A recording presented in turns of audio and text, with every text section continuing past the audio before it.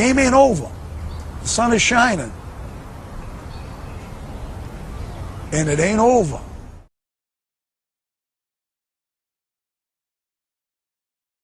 You wanted the best, you got the best. From my home studio on Long Island, New York, welcome to Ian Scotto Rocks. I am your host, Ian Scotto, and a lot of you by now have seen the news that Fieldy from KoRn has revealed that he hasn't spoken to his bandmates since 2019, although there's been some discrepancy on if that year is exact, but let's get right into it. This is from Blabbermouth. Fieldy claims he hasn't spoken to his longtime KoRn bandmates since 2019. During an appearance on the latest episode of the Basement Talk podcast, Fieldy was asked what his relationship was like with his longtime bandmates in KoRn. He responded, "I haven't talked to those guys since 2019, so it's like we're just kind of both, they're trucking, they're a machine, they're going, it's insane. It's dope that they can keep on going like that." When one of the interviews asked Fieldy if it's all love between everybody, the bassist replied, "Yeah, it's cool to see them keep on going. I'm like, I need to chill. I'm just kicking it." And then he talked about falling back into some of his bad habits, although he said his bad habits were not substance related. I did read Fieldy's book, and he was very candid about infidelities and kind of the temptations of the road, as you could imagine, of just groupies backstage, sleeping with multiple women a night, marriages, all that type of stuff. So that may be what he's hinting at, although I don't know. But really the interesting thing about this, so I've seen a lot of people giving their take on this online, but I haven't heard people dive as much into the business aspect of this, which is kind of interesting because they have a little bit of a unique situation here where Fieldy is credited as a member of the band officially on all things that they put out, but he hasn't done anything with them since around that time. He, I guess, apparently recorded the bass tracks on the new album, but from what I was reading, he's not pictured in the liner notes. He's just listed as playing in the liner notes, but he hasn't done live shows or anything like that. And I think like the obvious question that people might ask is, why is this? Why is he even credited as an official band member? Why not just replace him altogether? So that's where things get interesting. And I'll give you a little background here. I grew up with KoRn. A lot of the bands that you hear me cover on this channel, I got to discover later on because of my age. I was in the thick of it during KoRn's heyday. I got to see them with the original 5 guys. And I could tell you, music was just a different experience at that time in the late 90s, mid 2000s, where it was like you knew every member of the bands that you loved. And especially in KoRn, every member of that band had a presence, and people bag on 80s hair metal because of the image thing. But nu metal, especially with KoRn, there was very much an image there. You had Jonathan Davis, the way that he rocked back and forth with that mic and the dreadlocks. You had Monkey, who wore those dirty jumpsuits on stage, and he had the dreadlocks. And those are the jumpsuits long before Slipknot came about. So I think they may have gotten the idea a little bit from Monkey. You had Head with those crazy braids. Dave Silvera, who later became a friend of mine, I've had the chance to interview him. We'll even put up on the screen. I have a picture of him wearing a Battle Line podcast shirt, my other podcast. Great guy. But he was like the masculine, muscular member of the group that you saw in the Calvin Klein ads. And then Fieldy was like the cholo gangster guy. So there was very much an image there. And if you were a fan of KoRn, you knew every member of the band.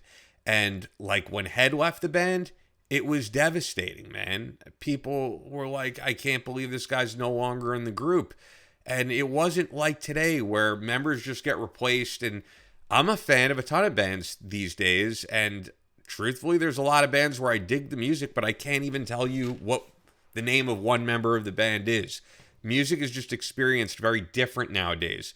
So here's what I want to speculate on, and it is purely speculation. I think that when Head left the band, they had to kind of restructure things, and you had the other 4 members left, and they probably had a stake in the group. But then Dave Silvera's kicked out of the group, and you have only 3 guys left. And I was looking at the timeline of this because I wasn't even sure, and there was a time where, I kind of fell off in my fandom.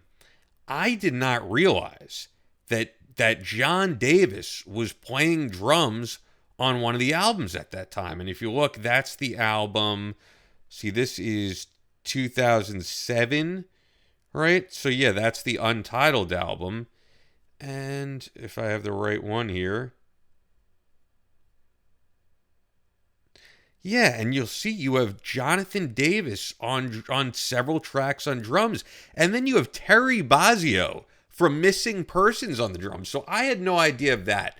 So anyway, I think when you were down to 3 members, they probably restructured things of the band, and they didn't want to wind up like one of these bands, I would imagine, where you got 1 member left, you have 2 members left, and they probably said, look, let's make a contractual agreement that you can't call it KoRn unless you have these 3 guys on the album.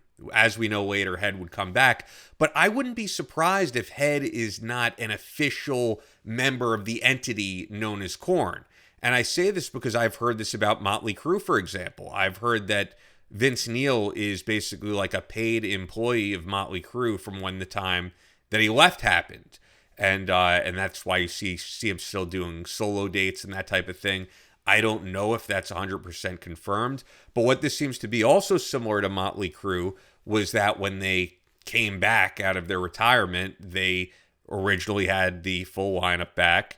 And then they said at a certain point, Mick Mars is not going to tour with us, but he's an official member of the group, which I think meant he was still going to get paid for releases. He was still going to get an amount of that touring money. And then they decided to replace him altogether with John 5, as many of you know, and then a lawsuit happened. We've seen this with a lot of bands. Static X, for example. Wayne Static was not able to use the name Static X without the blessing of Tony Campos. So even when he wasn't touring with Tony Campos, Tony would need to get paid. I mean, I could go on and on. There's so many examples of this. So I don't think it's something like if Fieldy isn't listed as an official member of the group, maybe people won't come out to concerts or buy albums. Like, Fieldy is a tremendous bassist and was so influential and has such a unique sound with that band. But I think more so it's like, you know, because there was a point where there were only 3 of us left, you need to have Fieldy listed or you guys are not able to use the name KoRn or he could sue you, that type of thing. Once again, I don't entirely know if this is true, but there's example after example of this. I believe like Guns N' Roses is being controlled entirely by Axl Rose because, as you may remember, Duff was brought back into the group before Slash, and all of those guys in the group were really hired guns of Axl. So we've seen this time and again, and that's what I would imagine is going on, and he will probably just continue to get paid as like an employee of the KoRn entity, although he's not really doing much with them. I guess he recorded bass tracks, as I said, on the last album. We'll see if he records on the next album. Yeah, it's an interesting story, and I feel like he's being limited in what he's saying because it's apparent that he's still getting paid from the entity known as KoRn. So when he says it's all love, of course it's all love if he's still able to make a living while not touring with the band, while not doing those things.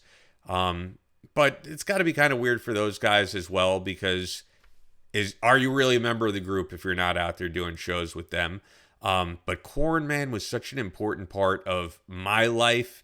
And I do remember when it was those core 5 guys. And I think a lot of people look at these bands as all for one for all type of thing. And behind the scenes, there's a little bit more chaos going on. Look at Kiss, for example, right? We know that it's Gene Simmons and Paul Stanley who have run that band from the very beginning. And when they came back for the reunion, Ace Frehley and Peter Criss were hired guns, just like the last lineup of the band of those guys, Tommy Thayer, whether it was Tommy Thayer or Bruce Kulick or Eric Singer, hired guns type of deal. So, yeah, the business of a band can be a very interesting thing, especially a band on the massive scale of KoRn, who is still playing arenas, who is still on festivals playing stadiums. And there's definitely a big possibility that Fieldy was just like, this is not the life for me anymore.